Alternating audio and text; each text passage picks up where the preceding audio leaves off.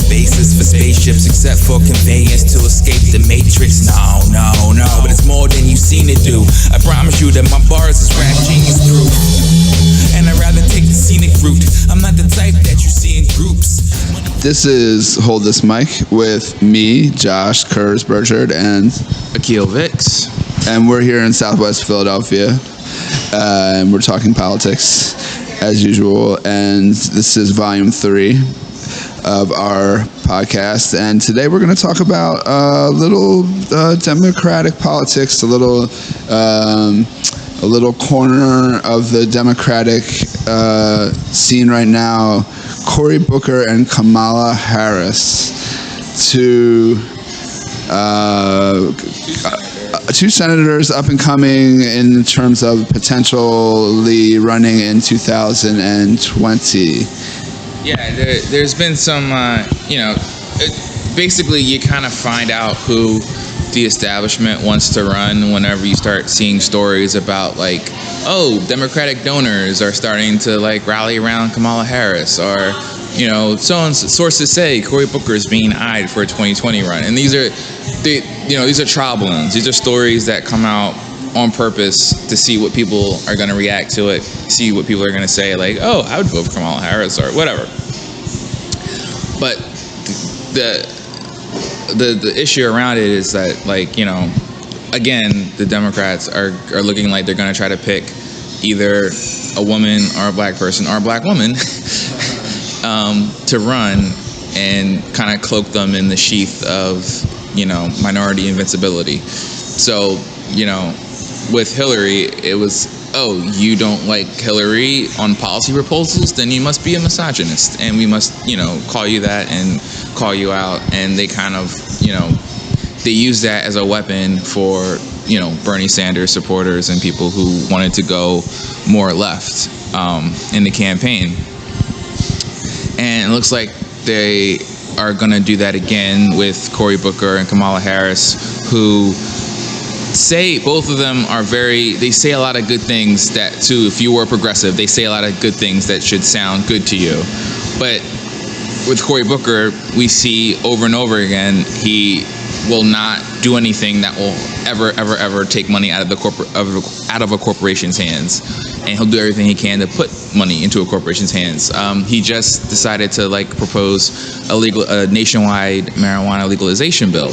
Yay! We all love that, right? Except there's parts of the bill that would basically let big corporations phase out the small growers, which is a big part of why people want legalization, so people could be their own, so that's Cory Booker. And then Kamala Harris doesn't really have much of a record that I can see. I mean, she spent most of her time grilling Trump candidates or Trump staffers and appointees like Jeff Sessions and a few others. She's done most of her time. That's what she's been doing. She's been on these hearings and being tough and asking good questions and not taking no for an answer and looking really, really presidential and cool and sassy and that's great. But I have no idea what her policy priorities are. Is she gonna be another Obama, for lack of a better word? Will she talk a good game, but whenever it's time to actually fight for a policy, is she just gonna have a 80-20 compromise in favor of Republicans? Are we potentially in a phase where the candidates we look at, first of all, the things we buy, so the cars we buy, the houses we buy, which are, maybe prefabricated and sided with aluminum and, That's a great way to describe Cory Booker. Yeah, you see where I'm getting to.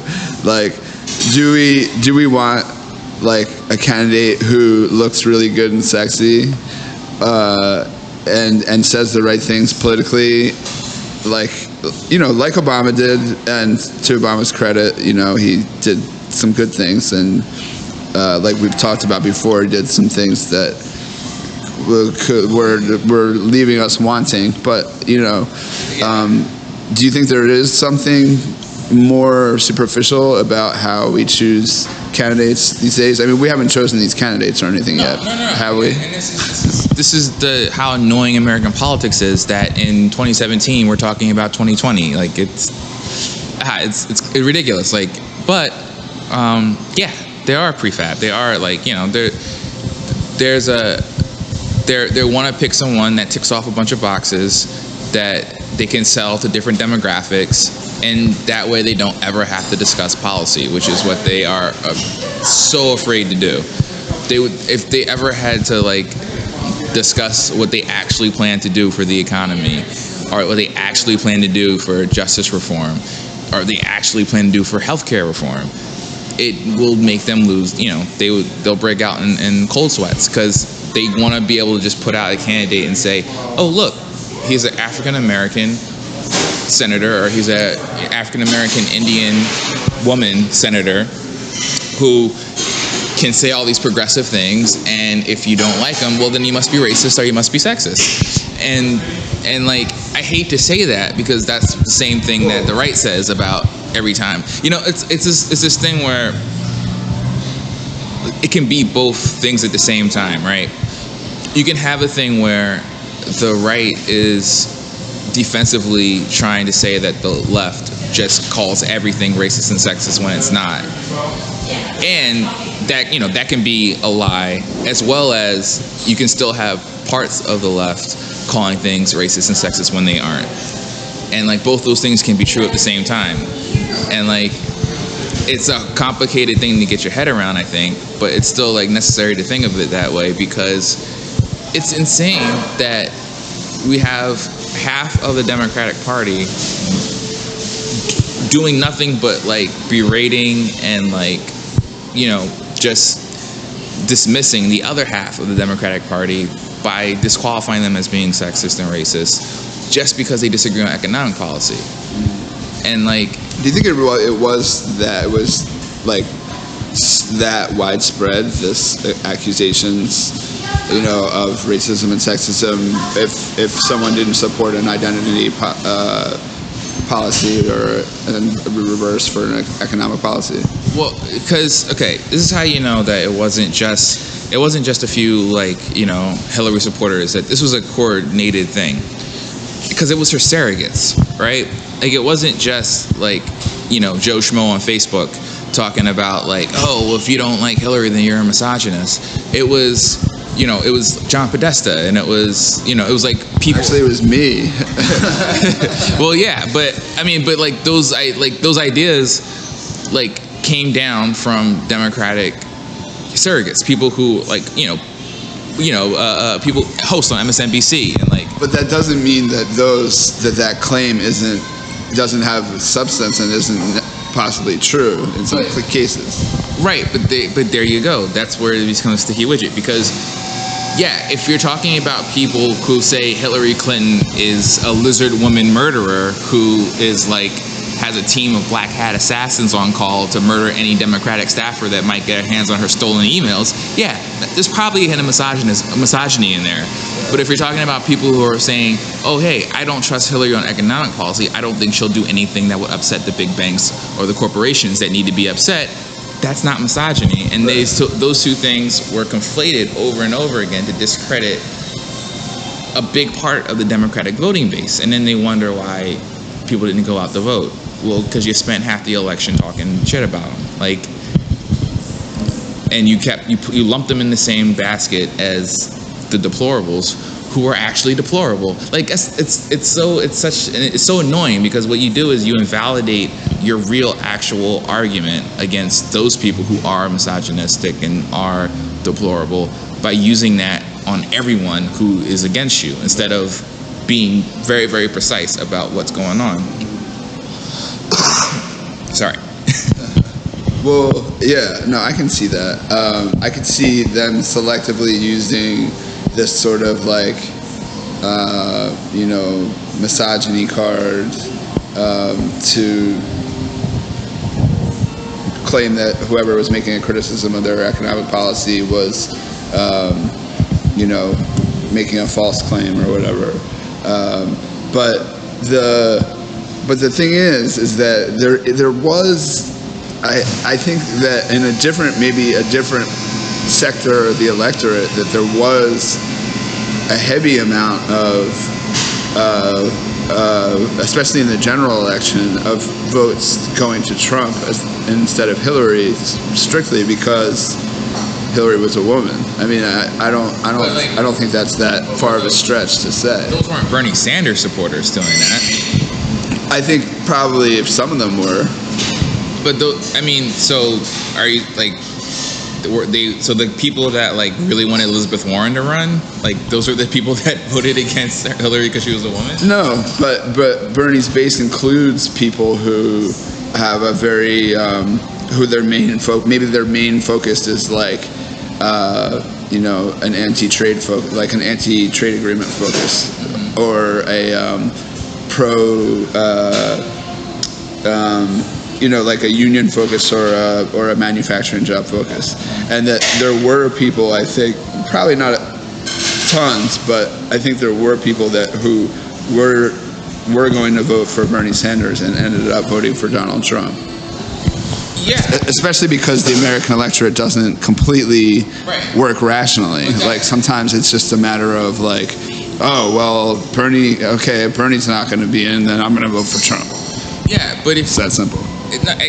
That's fine, yeah, and there are people that did that, but there's no way they did that because Hillary was a woman. They did it because she was establishment. Remember, these were the same people that were draft Elizabeth to run before Elizabeth bowed out. Like they wanted Elizabeth Warren to run more than anyone. But there's a different sectors of the Bernie camp. I'm saying that the Bernie camp was not simply one paintbrush. They weren't one paintbrush, but like the people that were never Hillary were not never Hillary because they never those people. I talked to some of those people. Some of those people are my friends. And never one of them ever mentioned her gender as a reason why they didn't want to vote. Yeah, but just because they didn't mention it doesn't mean it's not registering with them subconsciously. Right. Even. But then the ones that didn't vote, I'm saying, but a lot of ones, some of them voted for Trump just because they wanted to upturn the apple cart, and then some of them voted for Jill Stein over Hillary. So right, exactly. So there's a spread. There's a fan of different people. I'm saying just the way, neither one of us can say for sure, right? But I would be very comfortable putting my money if there was another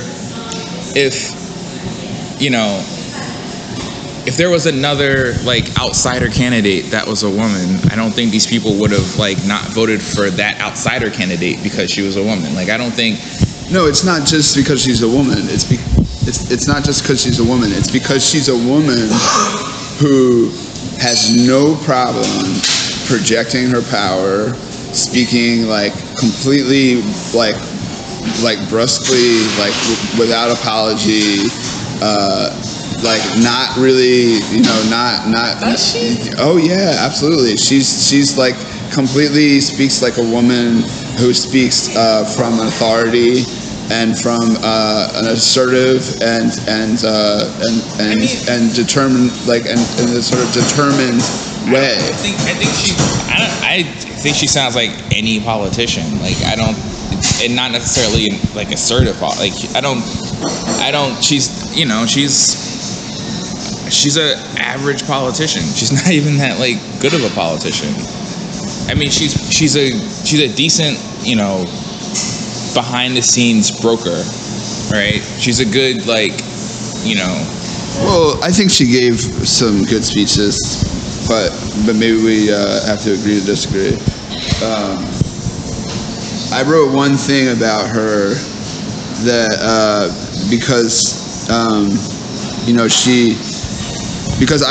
do believe that if there was a man saying the same things that she was saying in the general election, that she would have destroyed Donald Trump. I think that she lost a lot of men and women who thought she was unapproachable. She was too aloof. She was this and that. Well, all those things are things that go great for you when you're a man.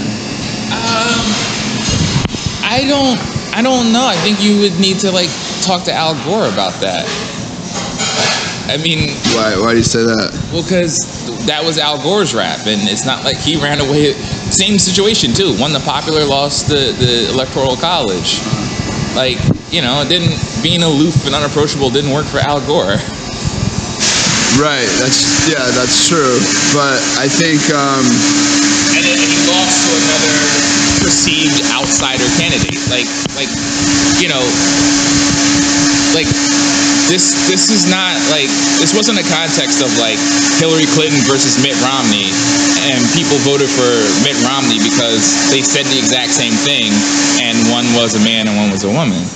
This was Hillary Clinton, a woman who represented the establishment that was, no one likes the establishment right now. And she's... No, I agree. I mean, believe me, I know there's like so many more dimensions to this than just that she's a woman. But so, like, I don't think we can say that the people who were anti-establishment would have voted for an establishment candidate if they were a man. Like, I think the people that don't know anything about politics, which is the majority of the country, would have voted for her if she was a man, based on the fact that she would have been a man. I don't know. Because Trump was extremely unpopular anyway as a candidate. Right, but he wasn't unpopular among the Republican base. Yeah, this sort of subset of the Republican base. That's right, true. But once he won the primary, the Republicans all got behind him because they wanted tax cuts. Right, because that's what they do. But Right, but what I'm saying is she would have done something if she was a man, running under all her same policies and using her same speeches and like same donors and all things being equal. I think she would have destroyed Trump. I don't see how you could say that. I mean, like, she ran an awful campaign for anyone, not just yeah, like she didn't visit the Rust Belt states at all that she needed to, that she lost and ended up losing her election. It was a really interesting stat when they did analysis of the TV ads. She I think like 20% of her ads were policy. Like, this is what I will do for you. The rest were just attack ads on Donald Trump, and then ads trying to convince. That was her calculus, you know. That was what she chose to go with. That was a terrible calculus. But she won. She won the. I see it differently, because I think she won the popular vote, and she. Meaning, like, in all essence, like, she beat Donald Trump except for the Electoral College. And Donald Trump is like poison for this country, that this country eats up, because this country is full of people who love people like Donald Trump. So he was way underestimated as a candidate, even though he was also... You gotta think though, like, even though he was also not considered not an unpopular candidate, he was this like dark horse candidate. But like, less than half of the country voted, and then less of that half voted for Donald Trump.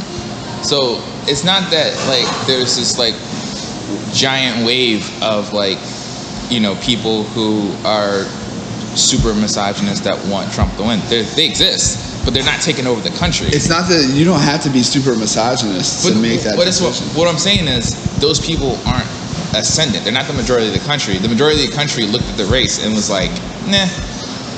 like a majority. Like, man, I'm gonna vote for this man. Yeah, I'll vote for Jill Stein. I'll vote for Harambe. Like, I don't want to. They voted for Jill Stein. She got like 3% of the votes. I know, but I'm saying, like, the people I knew that were never Hillary ended up voting for Jill Stein. And a couple voted for Gary Johnson, Libertarian. Right. But the people out there, they voted for Trump. But they weren't. They were voting against the establishment. They weren't voting against, like, if it was a man, if it was, I don't know, I can't even think who's a bland. If it was freaking Schumer, if it was Chuck Schumer running for president, right, under the same platform, saying the same things, against Donald Trump, he would have lost to Donald Trump. I don't know. I mean, I think we can't say. We can't say, but we sure as hell can't say that it was the votes that Hillary lost that were normally Democratic votes, I don't think we can say responsibly that they lost them because of misogyny on the left side. Can I read something that's a very condensed point that I made back during the regular election? Okay, so no, this is during the convention. All right. So I supported Hillary during the primary. I'm not ashamed to say it. I said some watching the convention have serious differences with the Clinton campaign over policy, and some have a sense that Clinton doesn't have the will or is too compromised to address what is actually going on in the U.S. and abroad. I also think that a Clinton presidency might not go far enough, but then there are sentiments about Clinton that seem on the surface to be about disliking her in person. Some people whose vote she needs, really hate Clinton. Why? Clinton has a strong personality. She holds her head high, she can be rough around the edges, and she is a commanding and even forceful public speaker. I think that for anyone running for office, these can be good qualities to have. I also think that undecided voters may be influenced by their own conscious or subconscious double standards when it comes to women in leadership. Clinton is a woman who openly projects her power. So what kind of effect does this have on men and women voters, both in and outside of the mainstream? I would take a wild guess and say that Clinton may make some men and some women voters feel uneasy, threatened even, because she is not deferential, she's not super graceful, and she's not really here to charm you by saying nice things. So I wonder, would some of those who just don't like Clinton, who take stabs at her character and think she is too abrasive, would they level the same criticism at a male Democratic candidate running against Trump, all things being equal? It may be impossible to say, but I think that a man with a similar temperament would be leading by big margins. A vote for Clinton is a vote for progressive policies, is a vote against Trump, it is a vote for women to lead authoritatively and without apology. I like Clinton and I like her style of leadership. I hope the electorate warms up to her and that we have a woman president with true determination and grit. That was my propaganda piece. Well, I hope you got paid by the DNC for that. That was really really well written. Yeah. I'm sorry. I cannot give less of a shit about her determination and her poise. Like, that means nothing to the women who are still getting less than their fair share working in the working place. It means jack shit to the women who get raped and they're still afraid to report it because the police still don't give a shit. It means jack shit to the women who are just plain poor. Yeah, but I don't think she would ever turn her back politically on any of those, especially that last one. Politically, is she going to do something about it, or is she just going to say a bunch of stuff and then hopefully that she can do something that won't upset her donors too much? But we have all these problems that stem from the fact that we have two classes in this country. We don't even have three anymore. The middle class is just a lower class waiting to happen at this point.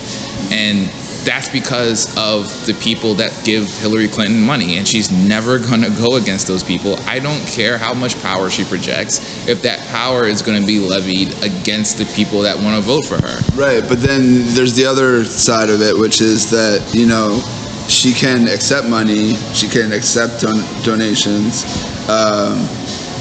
Chances are she'll continue on a neoliberal path to some extent, but that she did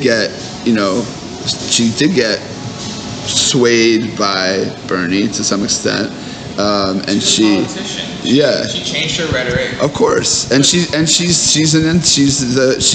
the ultimate insider, and she had, she had what you need in DC to get things done. What things? What things have we gotten done? Well, she didn't get elected, so I don't know. I'm saying, Obama had the same spiel. We have to get things done, right? What things can we get done? We can't get anything done because you have an intransigent party that will not work together, and then you have another party who doesn't care to fight for anything. Like they're just like, oh well, we can't do it. I guess we're just gonna have to be patient, or we're just gonna have, or it's your fault because you didn't vote enough Democrats. I know, but if we're completely cynical about the party and don't think it can ever accomplish anything, without that it has to be, if we get stuck in what the Republican pattern is now, where it's got to be the left or nothing, right, then we're in trouble because if we don't compromise between the left's demand, if the left doesn't make demands, if the left doesn't coalesce around its own party or subset of the Democratic Party and make demands and hold a lot of the voting bloc hostage in terms of like we're going to take this voting bloc with us if you don't listen to us, which I think they absolutely must do, then like that part of the left needs that bargaining power to go to the table with the rest of the Democratic Party, who is really, mainstream and really neoliberal, and needs to be able to come together in good faith, like believing in something in the party, and say, okay, like what are our policy, like what's our policy platform? What is our game plan going into 2018, 2020? Like we're not going to like stonewall each other here. Let's negotiate. Or we could take a page out of the Republicans' book, who you have to admit, no matter what you think about them, they've been pretty successful as of late of getting people elected. Not in the last 6 months. No, not getting things done, but they're successful at getting elected and getting in the office and getting in positions of power. What they did was they primaried the hell out of their corporate leadership, and they put some crazy people in charge, and they forced the establishment Republicans to bend their way.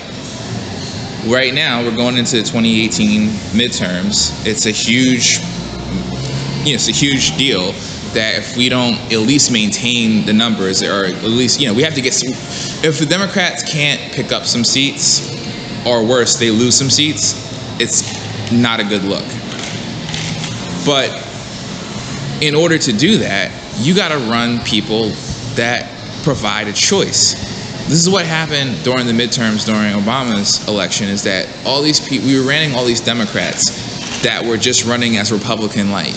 They were just running as like, oh, hey, look, I'm a Democrat, but I'm totally fine with you having as many guns as you want. And hey, I'm a little iffy about gay marriage too. And you know what? I think tax cuts do stimulate an economy. And then they would do that. They would run that against an actual Republican who would say all that and a little bit of racist stuff on top for the people in the back seats, and they would lose. So if we really want to start winning these elections, we have to put a real choice up for people in these states and in these local elections and these battleground districts, and that starts at a primary level.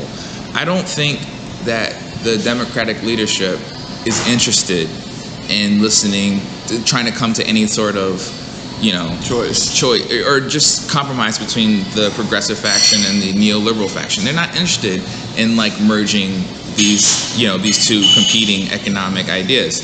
They're interested in placating the left, getting them to coalesce under the person they pick, either Kamala Harris or Cory Booker. I've heard Christian Gillibrand a couple times. As long as it's either a woman or a black person or a black woman, they'll throw them up there. And that's not going to end. That's you talk about compromise, right? But then the left has to do its own thing, essentially. Yeah, and that's what we're going to do. There's already groups that are organizing to primary these guys in 2018. Joe Manchin. What good is Joe Manchin? Why do we have Joe Manchin? What is a Joe Manchin? Someone explain it to me. I need to get an encyclopedia entry on Joe Manchin, because I don't understand why he's a Democrat or why we need him or we need to protect his seat. What's the difference between Joe Manchin and a Republican? I can't tell. So like, you talk about compromise, and like people talk about, oh, the left needs to compromise. The left needs to compromise. We haven't compromised honestly on anything in the ACA. It's not a compromise. That's the Heritage Foundation's plan. Right. That's not that's a Republican plan. Yeah. The Bush tax cuts was not a compromise. We just made them permanent. Right. The wars in Afghanistan and Iraq. That wasn't a compromise. Like, where's the liberal compromise? But all I'm saying is, if the left wing of the of the Democratic Party, like, I hate to say it, but like, the Republicans have, yes, gotten elected. They've gotten tons and tons of like statewide seats and judgeships and whatever other like scary, like tremendous progress they've made. Yeah. But they're in trouble. The Republicans are in serious trouble right now. They are splintered between their two factions because they never reconciled between their establishment and their wing. And if the Democrats don't do that and become a unified party, it's going to be the same problem. It's the same exact thing in the Republican Party as it is in the Democratic Party. You have people who are... There's one crucial difference between the two parties. One, the right, the conservative Republican side, no one likes their policies. That's the difference. If you get a bunch of you get a bunch of like hardline progressives in the office, and you get a progressive caucus that's as strong as the Tea Party caucus, and they're saying like, oh, let's do Medicare for all. Who's going to be? You're not going to see giant protests against that. You're not going to see people. You are though. You are. From the Republican side, you are. You're not though, because you're going to galvanize the Republican Party like you've never seen.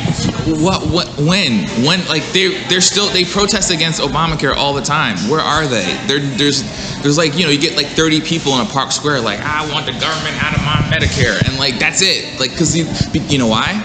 Because their lives aren't actually negatively affected by the policy. They don't actually feel it. They've been told that this is bad. They've been told that it's wrong, but they don't actually feel anything they don't feel negative effects from it. No, I don't disagree with that. All I'm saying is that the Republican, between the Freedom Caucus, which is the most right wing of the right wing in the Republican Party, which is the Tea Party, and the Tuesday group, as it's so prettily named, there's a lot of discord in the Republican Party, and being led by a lunatic is making it much harder on them. So all I'm saying is, why doesn't if it's clear that like the Democratic Party is not gonna even like welcome the left wing of its party into the fold, then like the left wing has gotta make a new party, like a strong unified party, or like, I don't know how this works exactly, but like I already said, like set up inside the Democratic Party and use its power. It has a huge number of loyal supporters. That's what you use. That's your bargaining chip. So then, like, place demands within the Democratic Party and insist on leadership and insist on this and insist on that. We don't disagree. I'm just saying that a part of that is that we have to replace them. Before we do that, they got to get replaced. But the left wing of the party is not going to be able to march into the DNC headquarters and replace them without some bargaining chip or a critical mass of people. Well, that's what's going to happen during the primaries. You're going to see these guys lose because they haven't done anything in all the years they've been in office. If you're a progressive, if you're a liberal in West Virginia, do you really think Joe Manchin has done a good job by you? No. So you're going to vote for the challenger, who's a pretty good challenger. Swearnigan, I forget her first name, but He's got a progressive challenger who's the daughter of a coal miner. But these challengers have that chronic, like, yeah, they get 10% or 15% of the vote, and that's it. Like, what do you do then? Well, because now there's a more organized effort. Every time this happens, the effort gets more and more organized and more focused. You know, Bernie Sanders proved that you can take someone with very low name recognition and build a very successful brand. Even in a losing effort, he's now the most popular senator in the country, like, period. Like, Democrat, Republican, House, Senate. He's the most popular lawmaker in the country now. And that's based on a real grassroots apparatus that, again, the internet makes all things kind of equal, is able to get their message out there. And now, you know, you're not just going to have MSNBC and the DNC newsletters and emails be your only source of information on Democratic candidates. People can, you know, the progressive side of the aisle is going to be mobilized and is going to get in people's ear and they're going to get the word out. And, you know, in a primary, anything can happen. Ask you know, Eric Cantor on the right, you know, what can happen in a primary. And, like, you know, once you get that, once Joe Manchin loses in the primary and the woman Swearigan, you know, is your Democratic candidate, what's the DNC going to do? Are they going to, like, oh, I guess we'll just cede that seat to Republicans since the progressives won the primary? No, they're going to put up money and they're going to have to. And when they start winning those seats, which they will, just by virtue of giving an honest choice between the two sides, I think anyway, the Democratic establishment is going to realize that this is how you win elections. You really care about winning elections? This is how you're going to do it. And yeah, it's going to piss off their donors. See, the problem with the Republicans, the reason why they're so fucked right now, is because you got a minority, a loud vocal minority of their base saying that they want these policies that a majority of their base don't really want. Right. So, you know, and donors. Yeah. So you got, like, the Tea Party, like, you know, coming in and saying, take away health care for everyone. It's not, you know, Trump care doesn't go far enough because it doesn't, like, strand enough people out with health care. But then you got these senators, the Tuesday group, that's like, oh crap, if we do this, we're not going to get reelected. So that's what they're going with. The Democrats would have the opposite problem. They would have a problem of, oh crap, if we do this, we'll get elected, but our donors aren't going to donate as much money to our campaigns, which is, like, you know, it's what since Bill Clinton, they've convinced themselves that the only way to win elections is to get as much money as the Republicans. And in reality, it's just lost them. It's lost them so many elections because they're so focused on not pissing off donors that they refuse to make a case that people want to vote for. So, I mean, you know. Is there clear evidence of that happening? Like, we all know that, like, if a candidate gets steady donations from a person or a corporation, that they're going to feel this, like, pressure to, you know, an implied pressure to, like, vote more in their favor or whatever. But is there a lot of evidence that that's what's happening in the Democratic Party? It would be harder, much harder to find evidence of it not happening in the Democratic Party. I was at Harvard. It was one of the Ivy Leagues did a study and found that across the board, Democrat and Republican, when it comes to policy issues, if the public supported a policy, around 50 to 60% of the time, Congress would act on it. Whereas if a majority of donors, like, you know, industries and corporations, the majority of donors supported a specific policy, it would get past 90% of the time. And they, like, basically, you know, determine that we have a functional oligarchy in the country where policy is dictated not by the majority of people, but by the majority of big donors. And that goes straight down the board for both parties. You know, you're never going to get Joe Manchin to be signed on board for substantive climate change reform because a lot of his donors are energy companies. You know, you're never going to get Cory Booker to sign on to meaningful bank reform because he's from Jersey, and Jersey's where all the bankers live, and they donate to his campaign. And, like, it happened, and then they'll come on, Barney Frank, who I used to love as a progressive, and then until I realized that he is probably sorry, I don't want to go off around on Barney Frank, but Barney Frank will come on and be like, oh, it's ridiculous that the Democrats would take money and then vote against, but then you see examples of it over and over and over and over again, and they refuse to say anything against the banks. They refuse to say, so yeah, it's kind of clear. It is what it is, and that's why they lose elections. Not because they focus too much on identity politics, not because they're mean to the Republicans, not because they, no one actually believes in liberal policies. Because if you poll people tend to favor progressive liberal policies if you don't call them progressive and liberal, because they're dirty words. But if you just, do you support healthcare for all, or, universal healthcare, most people are in favor of it. So, but, I kind of lost my thought. But yeah, it's... Well, I mean, the healthcare for all, college tuition for all, and these kind of policies are, they're I think they're very possible, but they're long-term,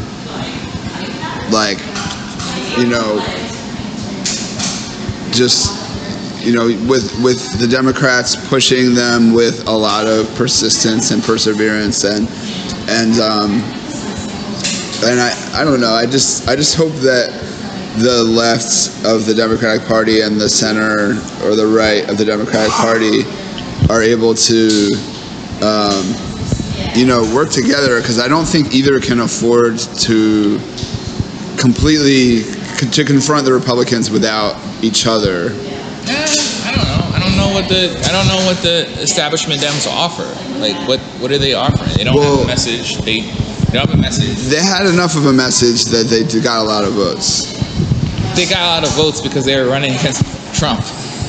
Yeah, but they speak to a lot of people. They still do, whether you like it or not. I mean, they speak to younger, urban, especially youth, and people who see themselves as economically probably on the ascent, and probably more privileged folks, and some people who have a vested interest in sort of those sort of middle, petty bourgeoisie jobs. I mean, like nurses and police and firemen. I mean, people like that backed Hillary, and